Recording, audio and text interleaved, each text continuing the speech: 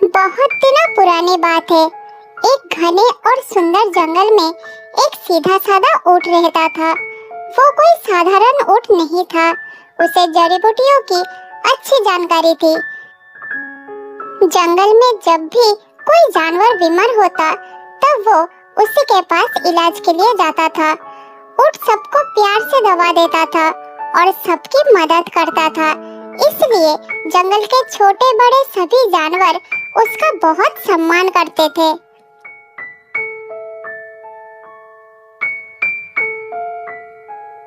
जंगल का राजा शेर सिंह भी ऊंट पर बहुत भरोसा करता था। एक दिन शेर सिंह बहुत परेशानी में थे। उनके पूरे शरीर में भयानक खुजली हो रही थी। वो पेड़ों से पीठ रगड़ते, जमीन पर लेटते, लेकिन आराम नहीं मिल रहा था।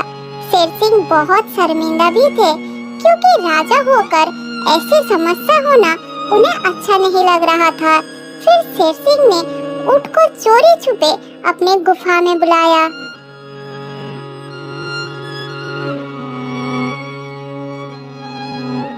ऊंट भाई, मेरी हालत बहुत खराब है। मुझे बहुत तेज खुजली हो रही है। तुम जल्दी से दवा बनाओ। लेकिन सुनो, ये बात किसी को पता नहीं चलना चाहिए। अगर जंगल के जानवरों को पता चला तो वो सब मेरा मजाक उड़ाएंगे। आप बिल्कुल चिंता मत कीजिए महाराज। मैं आपकी बात किसी को नहीं बताऊंगा। मैं तुरंत दवा तैयार करता हूँ। आप बहुत जल्द ठीक हो जाएंगे। आप एकदम चिंता मत कीजिए महाराज। हाँ ऊंट भाई, जल्दी दवा बनाओ। मैं बहुत परेशान हूँ। मुझे बहुत कष्ट हो रही है। फिर ऊंट वहाँ से चला जाता है और उसी दिन से काम पर लग जाता है।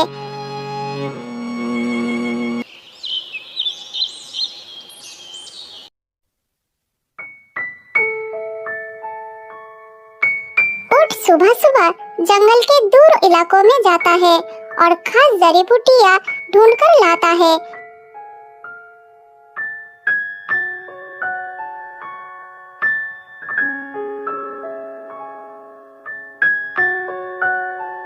वो रात में चुपचाप दवा बनाता था शेर सिंह के लिए। ऊंट बहुत ही सावधान था। वो हर बार शेर सिंह के गुफा में अलग अलग रास्ते से जाता था, ताकि किसी को शक ना हो।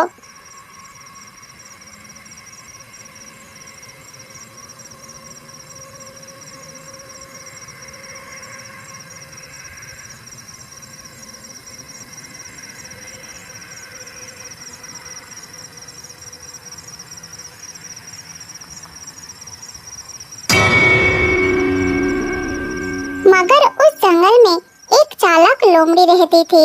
उसे चोरी छुपे दूसरों की बातें जानने और फैलाने की आदत थी। उसे लगता था कि जंगल के जानवरों को नई नई खबर सुनाकर वो सबकी नजरों में खास बन जाएगी।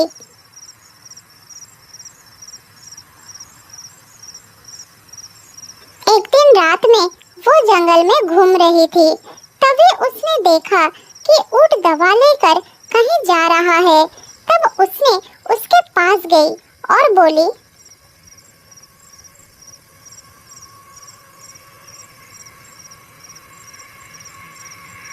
अरे ऊंट भाई, इतनी रात में दवा लेकर कहाँ जा रहे हो?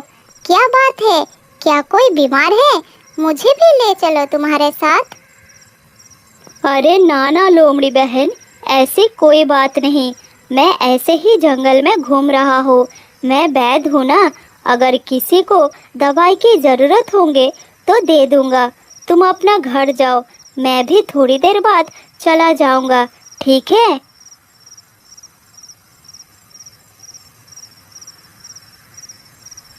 इतना कहकर ऊंट वहाँ से चला जाता है।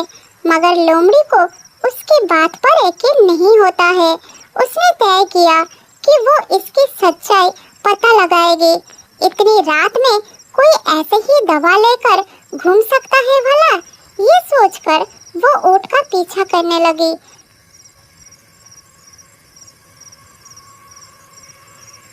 कुछ दूर जाने के बाद उसने देखा कि ऊँट शेर सिंह के गुफा के सामने जाकर रुक गया है। शेर सिंह गुफा के बाहर खड़े थे। फिर लोमड़ी एक पेड़ के पीछे छुप जाती है और उनके बातें सुनने लगती है।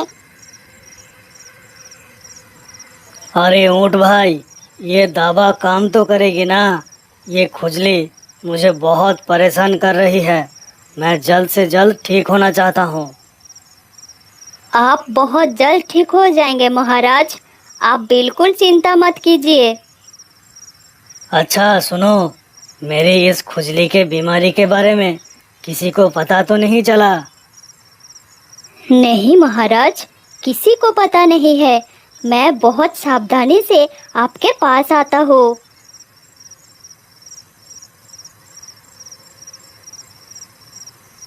इधर लोमड़ी को सारी बात समझ में आ गया था। उसने मन ही मन सोचती है, अरे वाह, ये तो बहुत अच्छी खबर है। जंगल का राजा शेर सिंह खुजली से परेशान है। ये खबर सबको बताना पड़ेगा।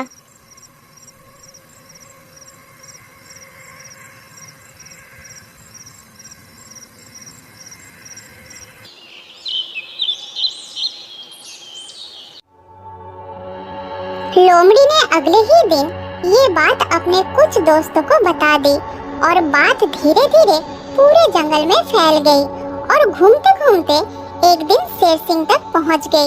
फिर शेर सिंह को बहुत गुस्सा आया और उसने ऊँट को अपने पास बुलाया।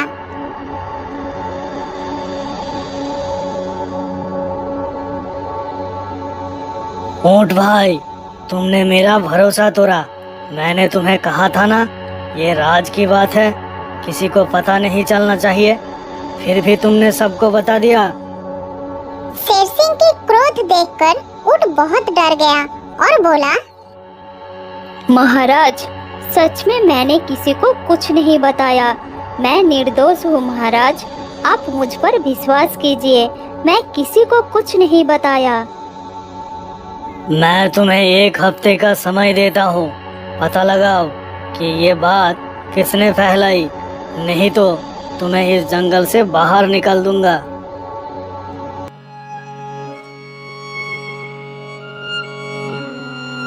शेर सिंह की बात सुनकर ऊँट बहुत दुखी हुआ।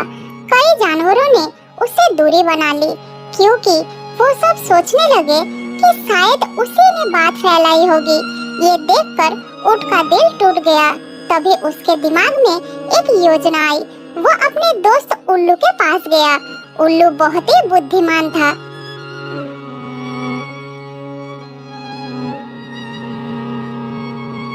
दोस्त, मेरी मदद करो। कोई मेरा पीछा कर रहा है। मुझे मालूम नहीं वो कौन है। उसे पकड़ना होगा। उसके वजह से महाराज मुझे गलत समझ रहे हैं। मेरे पास एक उपाय है, सुनो। फिर ऊँट अपनी योजना के बारे में उल्लू को बताता है। शाम होने के बाद ऊँट एक पुराने बरगद के पेड़ के पास जाता है और कहता है, हे जंगल देवी, आपने सच कही थी कि मेरा भरोसा टूट जाएगा। महाराज मुझे गलत समझेंगे। बिल्कुल ऐसा ही हुआ। मैं बहुत मुसीबत में हूँ देवी, कृपया मुझे रास्ता दिखाओ। तभी पेड़ के ऊपर से एक रहस्यमय आवाज आई, घबराओ मत ऊँट, शेर सिंह अब कुछ ही दिनों का मेहमान है। आने वाली पूर्णिमा के रात में शेर सिंह मर जाएंगे और जो भी इस खबर को शेर सिंह के पास पहले पहुंचाएगा, वो ही इस जंगल का अगला राजा बनेगा और उसी के पुण्य फल से शेर सिंह का स्वर्ग लाभ होगा। अब तुम जल्दी जाओ और शेर सिंह को ये खबर सुनाओ।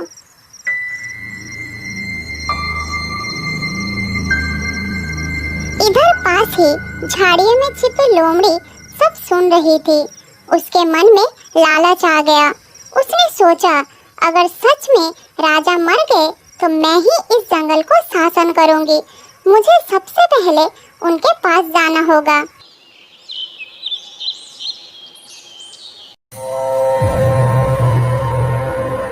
अगले दिन सुबह होते ही लोमड़ी सबसे पहले शेर सिंह के पास पहुंची और कही, महाराज, मैं आपको एक बात कहने आई हूँ। आज तक मैं जो भी सपने में देखा वो सच हुआ, एक भी सपना झूठ नहीं हुआ। मैं कल रात आपको लेकर भी एक सपना देखा, क्या आप सुनना चाहेंगे? हाँ हाँ, जरूर सुनूंगा। बताओ, तुम मुझे लेकर क्या सपना देखा? महाराज, मैंने देखा आने वाली पूर्णिमा के रात आपकी मृत्यु हो जाएगी, मगर आप चिंता मत कीजिए, मैं आपका शासन संभाल लूंगी और मेरी पुण्य फल से आपको स्वर्ग लाभ होगा।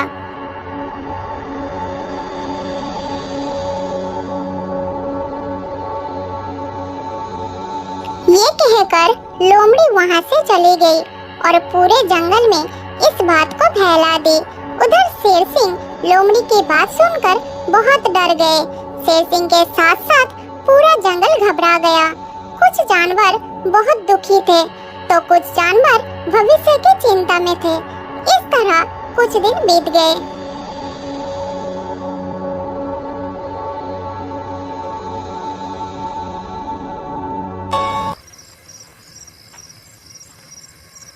पूर्णिमा की रात आई। जंगल के सारे जानवर शेर सिंह के गुफा के बाहर दुखी होकर बैठे थे। किसी की आंखों में नींद नहीं थी। इस तरह सुबह भी हो गई।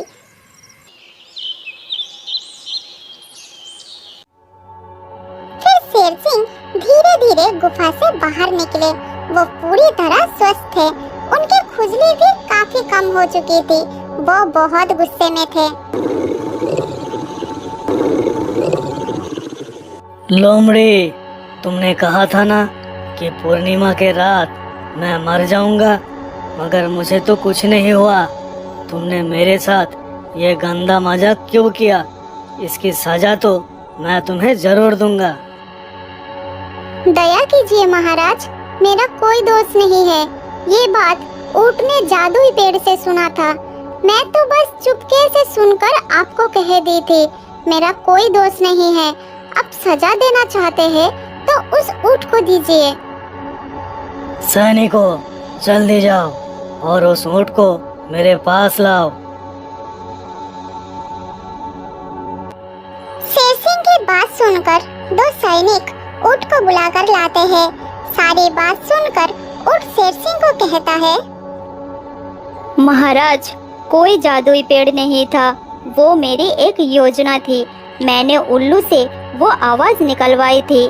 मैं जानता था जिसने आपका राज फैलाया है वही इस बात को भी फैलाएगा, क्योंकि वो हर वक्त मेरा पीछा कर रहा था। और जब लोमड़ी ने आपके मरने की बात फैलाई तब मुझे पक्का यकीन हो गया था कि वही असली दोषी है। अब शेर सिंह को सच्चाई पता चल चुका था। जंगल के जानवरों को भी समझ आ गया कि ऊंट निर्दोष था। फिर शेर सिंह ने लोमड़ी से कहता है, लोमड़ी, तुमने मेरा राज पूरे जंगल में फैलाई और झूठी बातें भी फैलाई। ये तुमने बहुत गलत किया है। इसलिए मैं तुम्हें आज के बाद मेरे जंगल में रहने की अनुमति नहीं दूंगा। तुम्हें अभी इसी वक्त इस जंगल को छोड़कर जाना होगा। लोमड़ी बहुत ही शर्मिंदा हो गई। वो सर झुकाकर जंगल छोड़कर चली गई। जाते जाते उसने सोचा कि अगर लालच ना की होती और चुप रहती तो आज उसे ये दिन ना देखना पड़ता।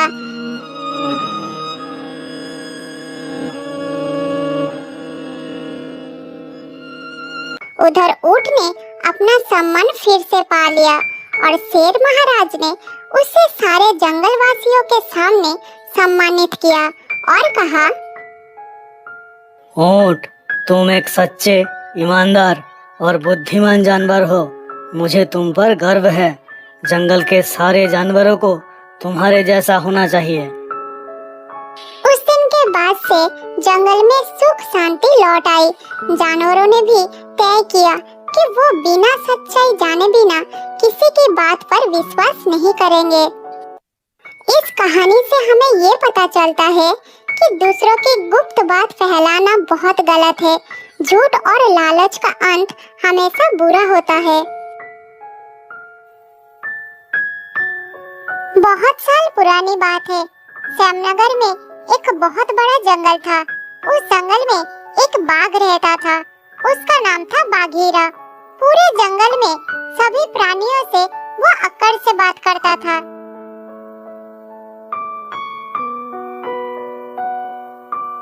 जंगल के सभी छोटे मोटे प्राणी बाघीरा का बहुत ही सम्मान करते थे और उससे डरते भी थे।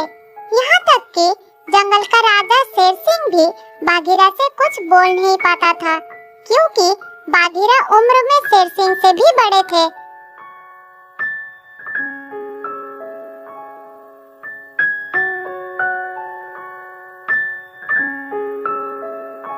एक दिन की बात है। कौवा और सियार जमीन पर बैठकर बातें कर रहे थे। सियार भाई, आज तो जंगल का मौसम बड़ा ही सुहाना है। हाँ, मुझे भी लगता है। क्यों ना जंगल में एक चक्कर लगाया जाए तो कैसा रहेगा? बहुत अच्छा होगा। बहुत दिनों से जंगल में घूमने नहीं गया। दोनों में बातचीत चल ही रही थी, तभी वहाँ पर बंदर आ पहुँचा। तब कौवा बंदर की ओर देखकर बोला, क्या हुआ है बंदर भाई? तुम्हारे चेहरे पर गुस्सा क्यों झलक रहा है? कौवे की बात सुनकर बंदर गुस्से से उसे जवाब दिया, बाघीरा अपने आप को समझते क्या है? उम्र में वो मुझसे बड़े हैं, इसका मतलब ये नहीं कि उनके जो मन में आएगा वो बोलेंगे। आखिर बात क्या है बंदर भैया, जो तुम बाघीरा दादा को ऐसे बोल रहे हो? और क्या बात होगी सियार भाई, मैं एक पेड़ पर केला खा रहा था, तभी वहाँ पर बाघीरा दादा आ गए और कहने लगे कि अभी ये केले पके नहीं है, तुम कच्चे केले खाकर केले की फसल नष्ट कर रहे हो। बंदर की बात सुनकर सियार मुस्कुराते हुए बोला, वैसे उन्होंने तो कुछ गलत नहीं कहा बंदर भाई। मुझे लगता है वो शायद तुम्हारी भलाई के लिए ही कहे थे। अरे वो कौन होते हैं मुझे कुछ कहने वाले? वो तो जंगल का राजा नहीं है। तभी वहाँ पर एक कबूतर आकर उनके बीच बैठ गया और बंदर से कहा, बंदर भाई, जिस समय बाघीरा दादा तुम्हें बुरी तरह से डांट रहे थे, उस समय मैं पेड़ के ऊपर बैठा था। तुम्हें पता है बंदर भाई, तुम्हें देखकर जंगल के सभी प्राणी हंस रहे थे। सच तो ये है कि बाघीरा दादा ने तुम्हें बड़ा ही अपमानित किया है। उन्हें इतना ज्यादा नहीं बोलना चाहिए था। अगर तुम्हारे जगह कोई और होता तो ना जाने क्या होता। तुम सही कह रहे हो कबूतर भाई, ये बात ही मैं इन दोनों को समझा रहा हूँ, लेकिन ये दोनों बाघीरा दादा का ही पक्ष ले रहे हैं। मुझे लगता है तुम्हें बाघीरा के खिलाफ शिकायत करना चाहिए शेर राजा के सामने। मैं भी यही बात सोच रहा था। मैं अभी जाता हूँ और शिकायत करता हूँ। इतना कहकर बंदर दौड़ते हुए सीधा शेराज के पास पहुंच गया। बंदर को गुस्से में फूलता हुआ देखकर शेराज ने बोले, क्या हुआ बंदर, तुम इतने गुस्से में क्यों हो? किसी ने कुछ कहा है क्या? हाँ महाराज, बाघीरा दादा ने कहा है। आखिर वो अपने आप को क्या समझता है? कौन होते हैं वो फैसला करने वाले कि मुझे कच्चा फल खाना चाहिए या पके हुए फल खाना चाहिए? और मुझे धमकी भी दिया है। तुम बिल्कुल सही कह रहे हो। मैं भी बाघीरा दादा से बहुत ही तंग आ चुका हूँ। कुछ दिनों से उसकी शिकायतें आ रही है, सब परेशान है उससे। आपको बाघीरा दादा का कुछ इलाज करना चाहिए महाराज, नहीं तो जंगल के सारे प्राणी कुछ दिनों बाद आपसे डरने के बजाय बाघीरा दादा से डरने लगेंगे। मैं इसकी इजाजत बिल्कुल नहीं दूंगा बंदर। मैं आज ही बाघीरा दादा की खबर लेता हूँ। मैं खुद जाऊंगा उनके पास। इतना बोलकर शेरराज सीधा बाघीरा दादा के पास पहुंच गया। क्या हुआ है शेर भाई, तुम्हारे चेहरे पर इतना गुस्सा क्यों झलक रहा है? तुम्हें जरा सा सम्मान क्या दे दिया, तुम अपना औकात भूल गए बाघीरा दादा। मुझे महाराज कहकर संबोधित करो, शेर भाई नहीं। शेरराज की बात सुनकर बाघीरा दादा पूरी तरह से आश्चर्यचकित हो गया। क्या मतलब है तुम्हारा? आज तुम मुझसे इस तरह से क्यों बात कर रहे हो? तुमने बंदर को केले खाने से मना क्यों किया और उसे अपमानित करके क्यों भगा दिया? अच्छा, ये बात है। अरे वो कच्चे केले खा रहा था, मैंने उसे केवल ये कहा था कि 1-2 दिन बाद केले पक जाएंगे, उसके बाद खा लेना। तुम कौन होते हो उसे ऐसा कहने वाले? तुम्हारे अखरू रवैयों से मैं भी परेशान हो गया हूँ। जंगल के सभी प्राणी तुमसे बात करने से घबराते हैं। तुम कहना क्या चाहते हो? साफ साफ बताओ मुझे। ऐसा घुमा फिरा कर बात मत करो मुझसे। तुम इसी वक्त इस जंगल को छोड़कर चले जाओ, वरना मैं तुम्हें धक्का देकर बाहर निकाल दूंगा। शेरराज की बात सुनकर बाघीरा दादा क्रोधित होकर बोला, तुम्हारे पिता मेरे अच्छे दोस्त थे, उन्होंने भी मुझसे कभी इस तरह से बात नहीं की। तुमने मुझे अपमानित किया है शेरराज। अब मैं इस जंगल में कभी भी कदम नहीं रखूंगा। जा रहा हूँ मैं जंगल छोड़कर।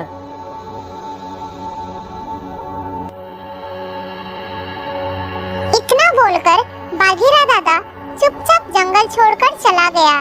बाघीरा के जंगल छोड़ने के बाद एक दिन सियार कौवे से बोला, जब से बाघीरा दादा चले गए हैं, तब से जंगल में सन्नाटा छा गया है। तुम सही कह रहे हो सियार भाई। बाघीरा दादा जंगल के बुजुर्ग थे। वो जंगल के प्राणियों को उनकी भलाई के लिए डांटा करते थे, मगर ये डांट ही उनके लिए मुसीबत बन गई।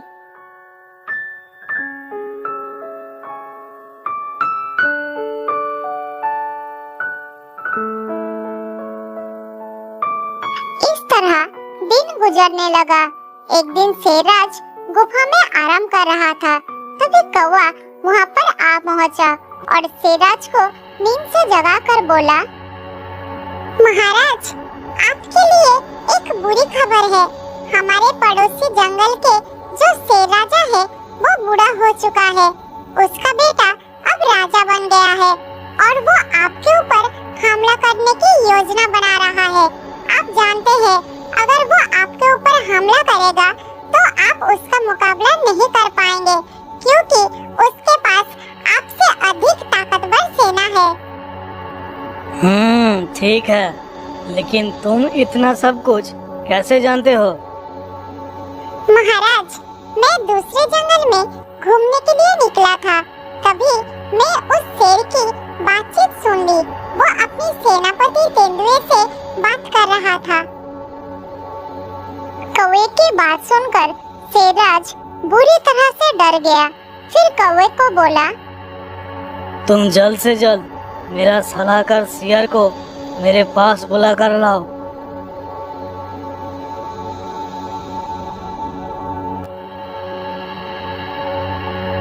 फिर कौवा वहाँ से उड़कर चला गया और कुछ ही देर में सियार को बुलाकर लाया। शेरराज ने सारी घटना सियार को बताते हुए बोला, हमें किसी भी तरह से लड़ाई को रोकना होगा सियार, नहीं तो हमारे जंगल के मासूम प्राणी भी मारे जाएंगे। मैं उसकी सेना का मुकाबला नहीं कर सकता। शेरराज की बात सुनकर सियार ने थोड़ी देर सोचकर बताया, महाराज, जहाँ तक मैं जानता हूँ, बाघीरा दादा की दोस्ती दूसरे जंगल के शेर राजा के बूढ़े पिता के साथ है। अगर बाघीरा दादा अपने दोस्त से हम पर हमला करने के लिए मना करेंगे तो मुझे विश्वास है वो मान जाएगा। लेकिन महाराज, बाघीरा दादा को तो आपने जंगल से निकाल दिया। कौवे की बात सुनकर शेरराज कुछ देर सोचकर बताया, मुझे भी इस बात का बहुत अफसोस है सियार। बाघीरा दादा को निकालने के बाद मुझे अपनी गलती का एहसास हुआ, लेकिन मैं अब कर भी क्या सकता हूँ। अब जो हो गया सो हो गया। तुम एक काम करो, बाघीरा दादा को तलाश करो और किसी भी तरह से उनको यहाँ पर लेकर आओ।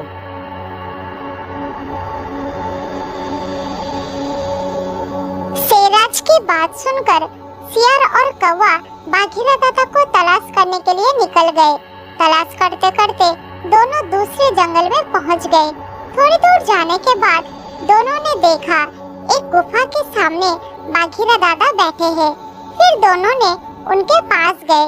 बाघीरा दादा दोनों को एक साथ देखकर बोला, तुम दोनों यहाँ पर क्या कर रहे हो?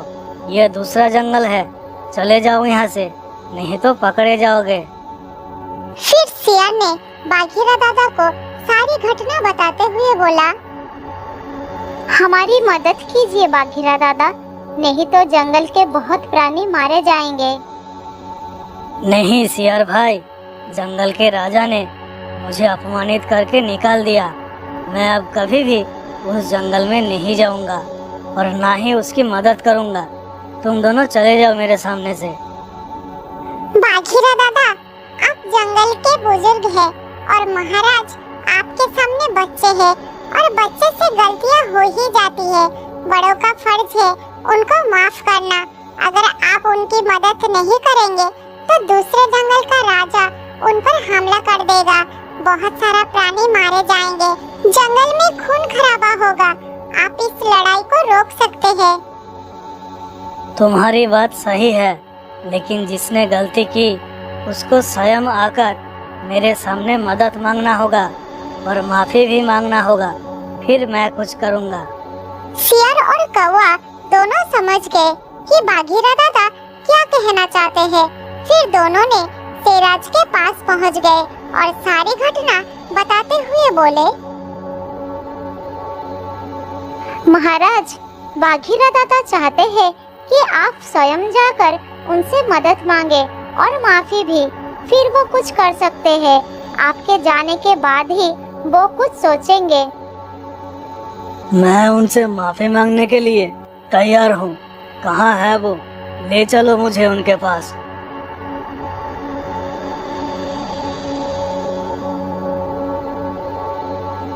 फिर सियार और कौवे ने शेरराज को बाघीरा दादा के पास ले गए।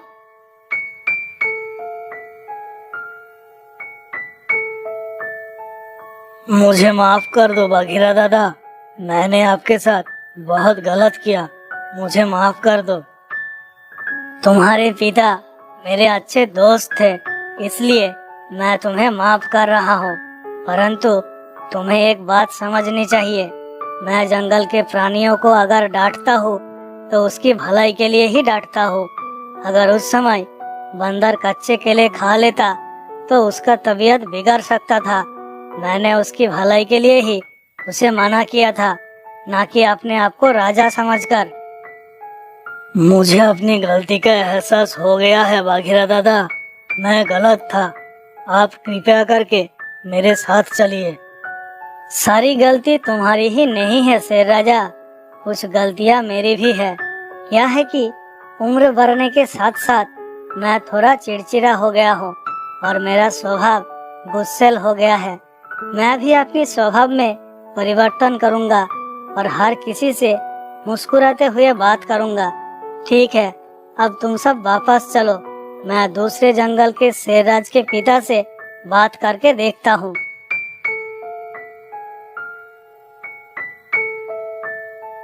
फिर बाघीरा दादा ने बूढ़े शेर के पास जाकर बोला, अरे दोस्त, तुम्हारा बेटा हमारे जंगल पर हमला करने के बारे में सोच रहा है। अगर ऐसा हुआ तो हमारे जंगल में बहुत नुकसान हो जाएगा, बहुत सारा मासूम जानवर मारे जाएंगे। बाघीरा दादा की बात सुनकर बूढ़े शेर ने बोला, बाघीरा, मुझे पता नहीं था कि तुम उस जंगल में रहते हो। मैं अपने बेटे को बिल्कुल ऐसा नहीं करने दूंगा। तुम सब निश्चिंत होकर रह सकते हो। फिर बाघीरा दादा ने मुस्कुराते हुए अपने जंगल की ओर चले गए और शेरराज से बोले, तुम निश्चिंत रहो शेरराज, अब दूसरे जंगल का शेर हमला नहीं करेगा। ये सुनकर जंगल के सारे जानवर बहुत खुश हो गए और शेरराज भी। फिर सब मिलकर सुख शांति से रहने लगे।